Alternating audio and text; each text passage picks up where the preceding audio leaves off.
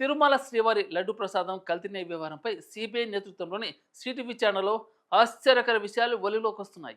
ఉత్తరాఖండ్కు చెందిన బోలేబాబా డైరీ తిరుపతిలోని చిన్న డైరీలను అడ్డం పెట్టుకొని తిరుమలలో పాటు దుర్గమ్మ, శ్రీశైలం, శ్రీకాళహస్తి, కాణిపాకం, ద్వారకా, తిరుమల వంటి ఆంధ్రప్రదేశ్లోని ప్రధాన ఆలయాలకు కల్తీ నెయ్యి సరఫరా చేసినట్టు సీట్ గుర్తించింది.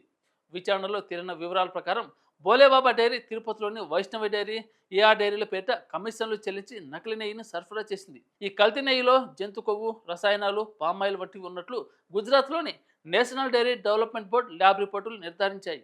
ఈ ఘటన భక్తుల మనోభావాలను తీవ్రంగా దెబ్బతీసింది.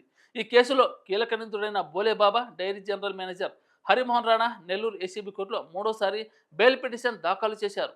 అయితే ఈ నెల 17న ఏపీపీ జయశేఖర్ వాదనలు వినిపిస్తూ రాణా మాస్టర్ మైండ్గా వివరించారని, బయటకు వస్తే సాక్ష్యాలను మాయం చేసే ప్రమాదం ఉందని తెలిపారు. ఈ వాదనలతో ఏకీభవించిన న్యాయమూర్తి సరస్వతి గురువారం బెయిల్ను తిరస్కరించారు. టీటీడీ నిర్వహణలోని ఈ టెండరింగ్ ప్రక్రియలో తీవ్ర లోపాలను సిట్ గుర్తించింది. ఈ ఘటనపై దర్యాప్తు కొనసాగుతుంది. మరిన్ని వివరాలు త్వరలో వెల్లడయ్యే అవకాశం ఉంది. ఈ కల్తీ నెయ్యి వ్యవహారం ఆలయ పవిత్రతకు దెబ్బతీసేందుకు భక్తులు తీవ్ర ఆగ్రహం వ్యక్తం చేస్తున్నారు.